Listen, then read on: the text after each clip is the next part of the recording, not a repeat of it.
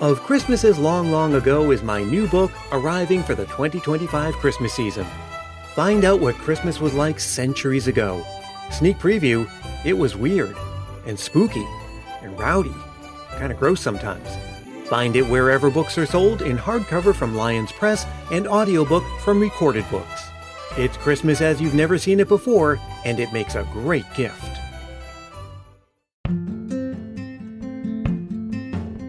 Hey, it's Brian, and if you're listening in real time, I'd like to wish you a very happy National Poinsettia Day. That's December 12th.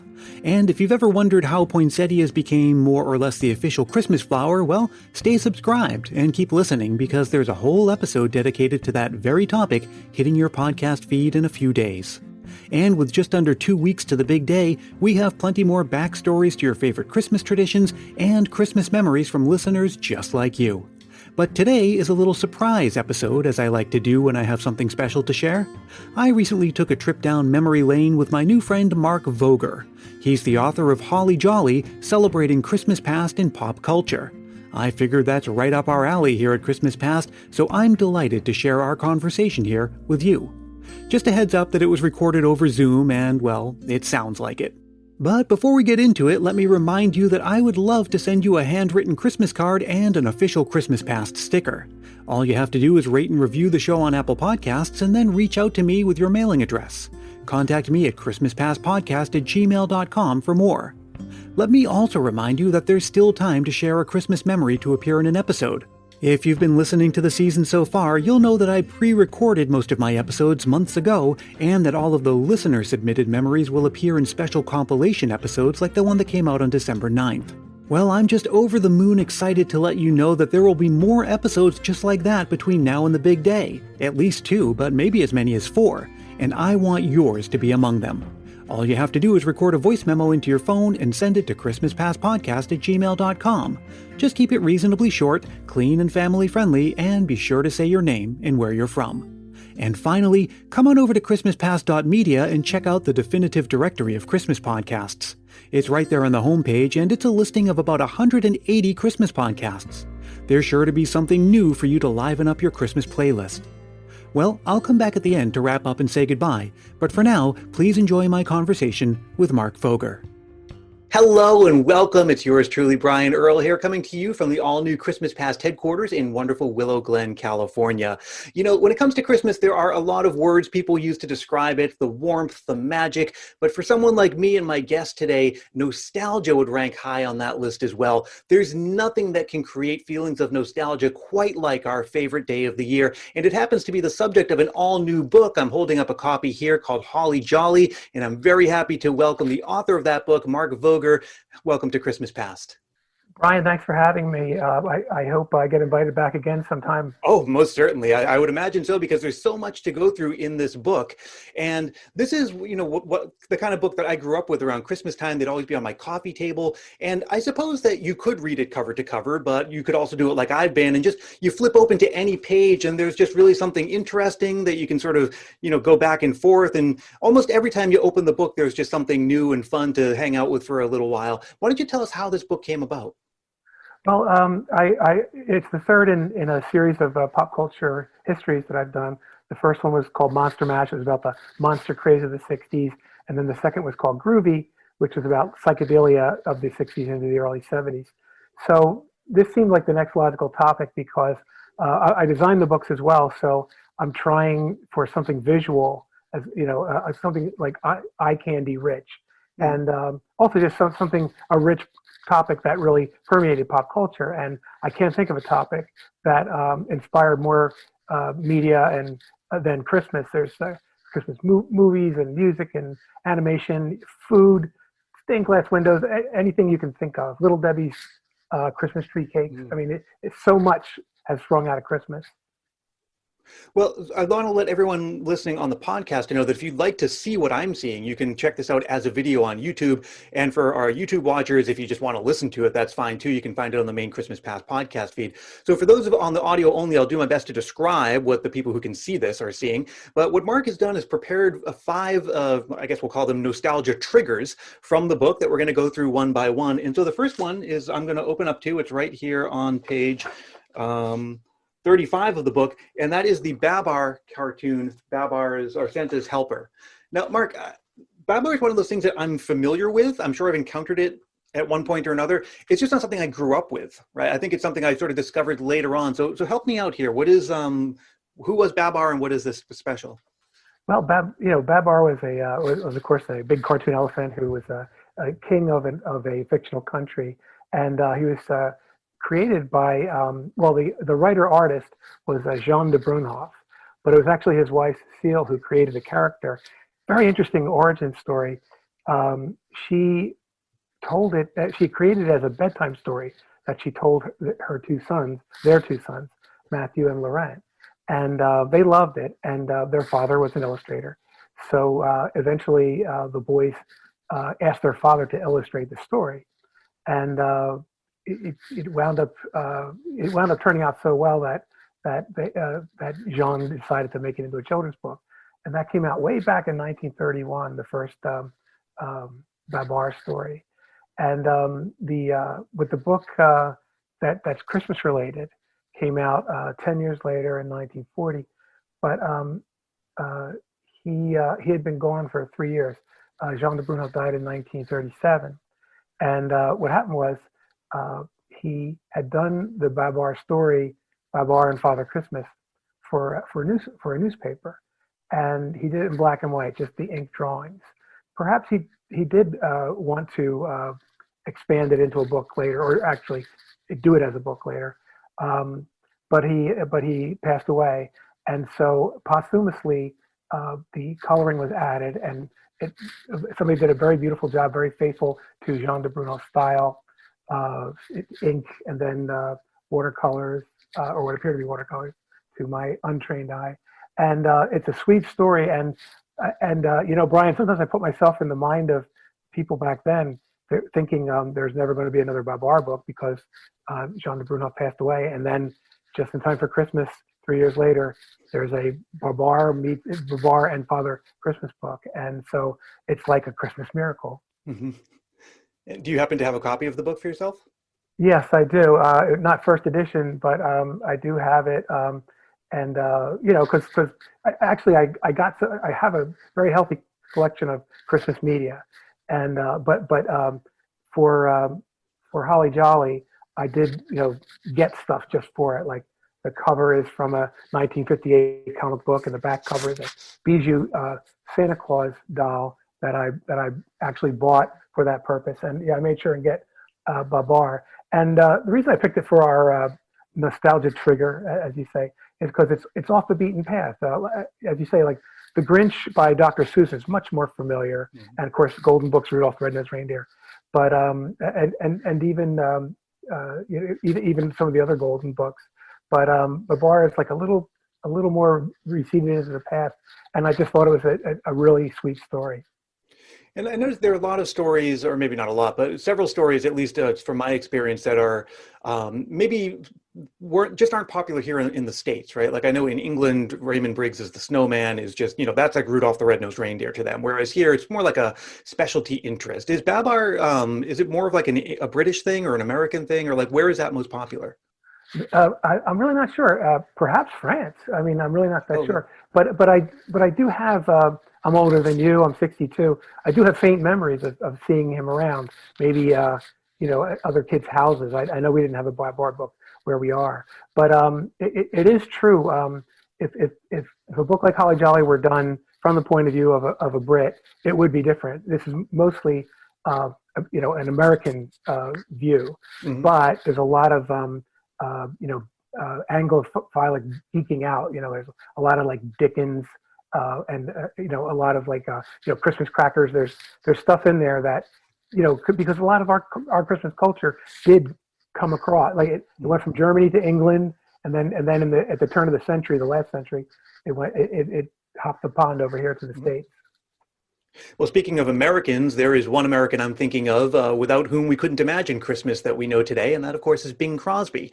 For those of, again, if you're listening, I'm opening up to this page here in the book where we're looking at the cover of Bing's Christmas album. Just a little aside, before I moved here to Willow Glen, which is a neighborhood of San Jose, I lived up in San Mateo, a little further up the Bay Area Peninsula. And if you go directly west, you hit a town called Hillsboro, which is where Bing Crosby lived and his estate still is. You can drive by and see it. It's actually kind of what you'd expect to find of someone who was a huge star in the 40s and 50s.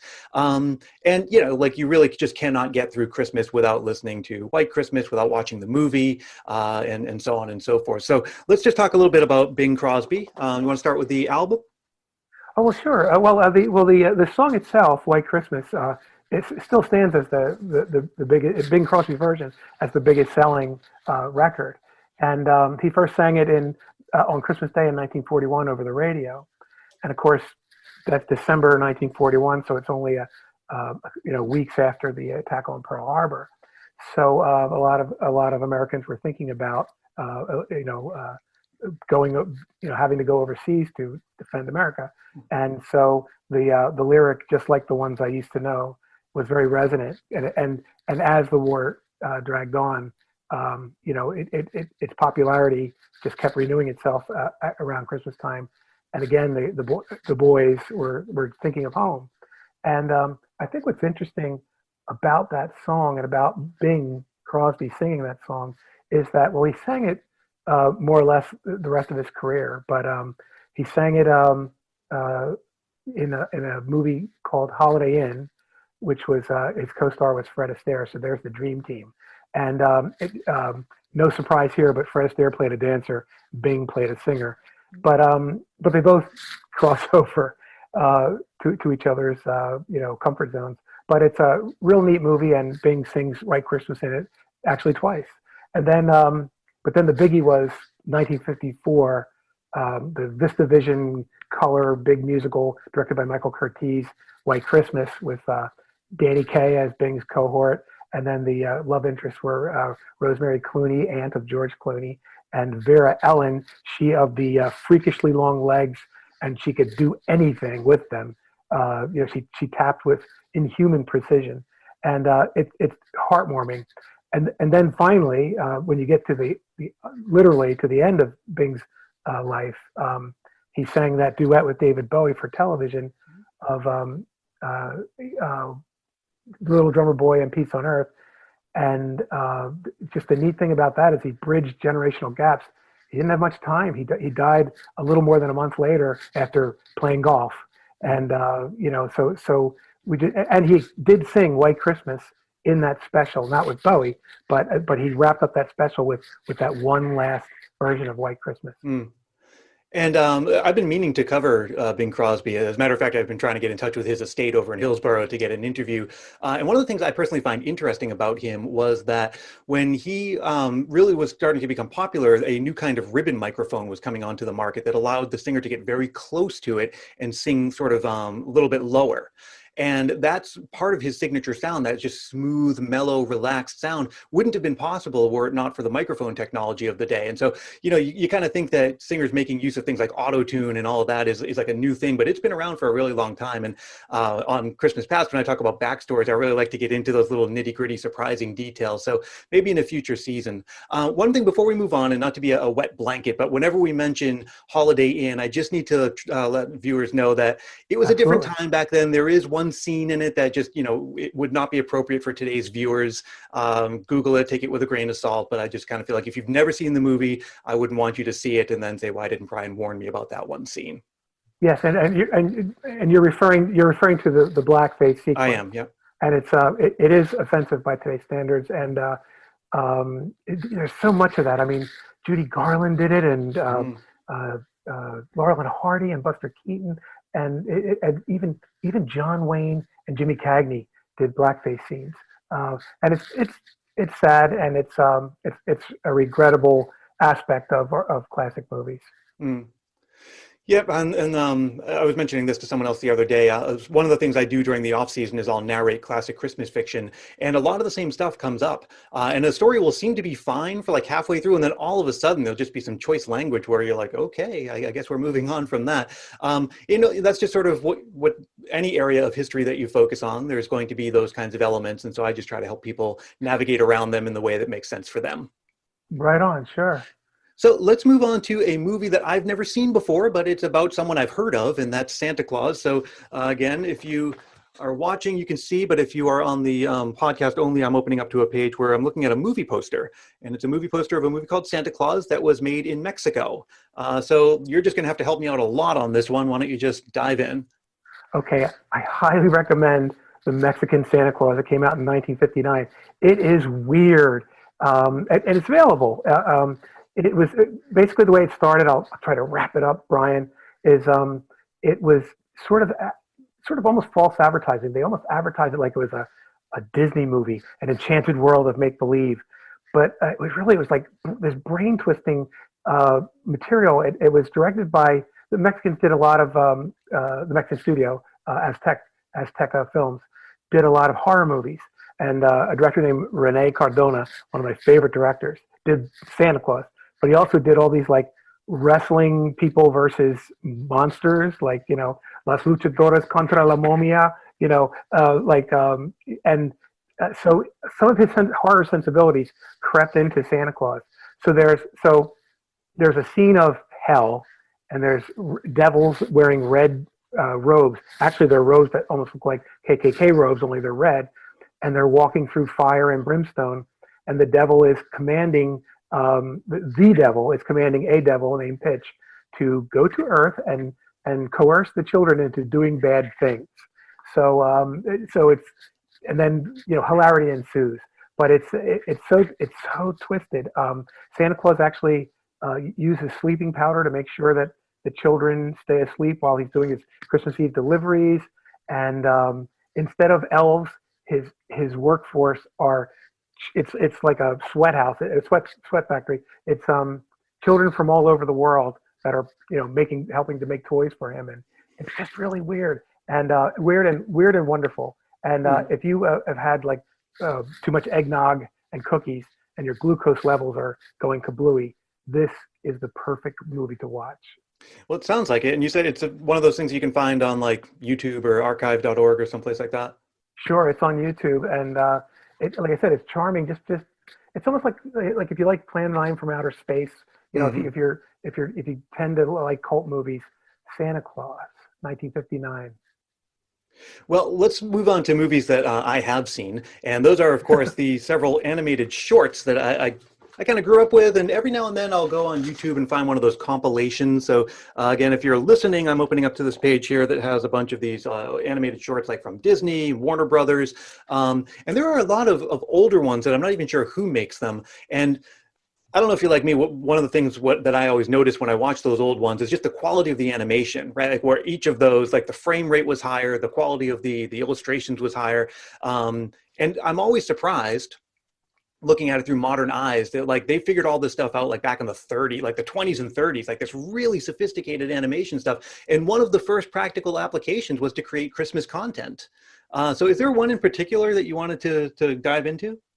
Yeah, I thought I'd talk about the Fleischer Brothers 1936 short, Christmas Comes But Once a Year. Mm-hmm. And what's neat about that is everybody knows the Disney ones, Toy Shop and the Donald Duck ones, but not as many people know the Fleischer material.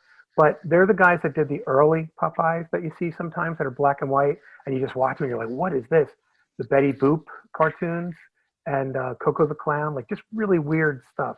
Because these guys were immigrants, and they started out in New York, went to Florida, and they were just their stuff is just weirder, like a little bit less. I don't want to say that it wasn't family friendly, although Betty Boop idled that fetishy, but Christmas Comes But Once a Year. You mentioned the animation, the growing more sophisticated. One of the Fleischers, one of the Fleischer brothers, Max, invented a revolutionary process called rotoscoping, and their first animated feature was Gulliver's Travels. It came out it was the second ever animated film after Disney's Snow White. And the Gulliver character was filmed by a real actor, and then they, the process is pretty complicated, but they basically kind of like drew over him, so that when you watch it, it looks so much more realistic, although it is still obviously drawn and animated. And there's a couple of instances of rotoscoping in Christmas Comes But Once a Year. When you first see the orphanage, it opens at this orphanage where the kids are breaking up on, all these babies are waking up on Christmas morning. There's no adult supervision, but there are Christmas presents, but they all fall apart one by one, so these kids are all bawling. But luckily, Professor Grampy happens to be traveling by, and he hears the cries of the children and goes in. So when they introduce that orphanage, it's really kind of breathtaking the way it just sort of rolls around, and then you see the front. Then at the very end, Professor Grampy has a Christmas tree that's rotating, and he turns off the lights, and they all sing to it.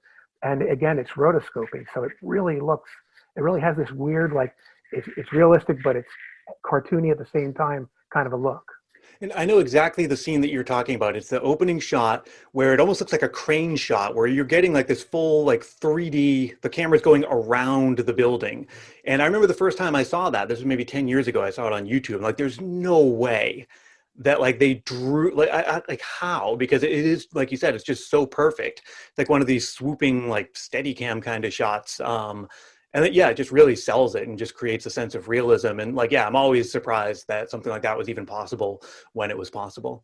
And when you see stuff today that is digitally perfected, I mean, I like the old stuff better because you can see that it's drawn, and you can wonder how did they do it, or even better yet, just get lost in it, But when you're watching digital perfection, actually it becomes boring after a while. Yeah, it's you kind of want to see the artist's hand just a little bit in there. You need to see like some of the flaws as well, just so that you see the brush strokes, you see the craftsmanship that went behind it, and of course, the plenty of craftsmanship that goes into today's animation, but it was just a different ball game back then. And speaking of old versus new, we'll finish off with our final nostalgia trigger. I'm opened up to a page where the Honeymooners Christmas episode. Honeymooners, of course, like the best sitcom of all time. I could watch that all day. There have been days where I have watched that all day. Used to be pretty prominent on Nick at Night. I remember as a teenager just staying up for hours and hours watching it. And so what that tells me, as someone who sort of grew up after that show was popular, that it's timeless. I mean, classic comedy is classic because it would work today. You could take those same situations, those same characters, put them in a modern setting, and it would still work, right? Because it is just basic bread and butter situation comedy. So let's talk about the Christmas. There's the one that came out on December 24th, 1955. And how about we just talk about the plot of this one? Oh, thank you, Brian. Sure. Well, it's a gift-giving debacle. Ralph, we don't know this throughout the episode. It's revealed halfway through, but Ralph had saved up $22 to buy a really cool rockin' Christmas present for Alice, and he blew it on a bowling ball. So he gets her this little box made out of 2,000 matchsticks glued together. The guy who sold it to him said it was once owned by the Emperor of Japan. Typical Ralph Cramden screw up. And so he confesses this to Ed, and they have to figure out, how to save Christmas. But what's really neat about it is, it's got deception and near misses, and it's got slapstick when Ralph, accidentally puts his hand in, it's caught by a mousetrap. Self-reflection, regret, forgiveness. There's an O. Henry twist, but best of all, Brian, at the very end, and this should be on everybody's clip reel for Christmas, Jackie Gleason as Ralph Cramden gives a soliloquy about the spirit of Christmas. And the thing that always sticks in my head is that he says, the closer it gets to Christmas, the quieter it gets, and there might be snow falling. And then he says, on the streets of Bensonhurst in Brooklyn, if you knocked into somebody on a normal day, you say, hey, what's the matter with you? Whatever. But like on Christmas Eve, it's like, hey, how you doing, pal? Merry Christmas. Like everybody gets nicer. And he says, he doesn't say it's great to go home to a house where somebody loves you. He says, which is so sweet, even sweeter, it's great to go back home, and in that home, there's somebody that you're crazy about. Mm-hmm. So it's just heartwarming. What a wonderful way to cap this episode off. The new book is Holly Jolly. And Mark, where can people find this? Well, it's on the publisher's website, twomorrows.com, TWO Morrows. It's also on barnesandnoble.com, Target, Amazon, Walmart, just pretty much wherever books are sold online.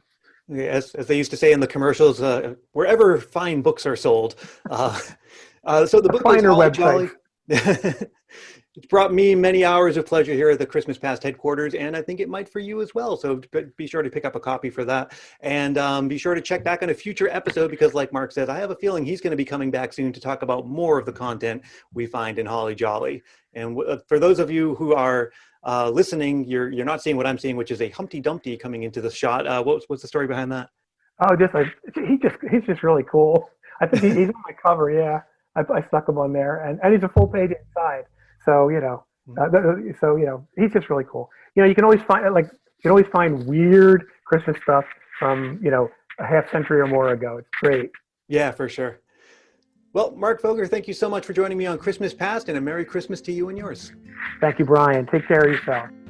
Thanks so much for listening. I hope you enjoyed that. And something I hope just as much is that your Christmas season is going wonderfully so far. Hey, drop me a line and let me know how it's going. You can get in touch anytime, and I sure wish you would because I love hearing from you.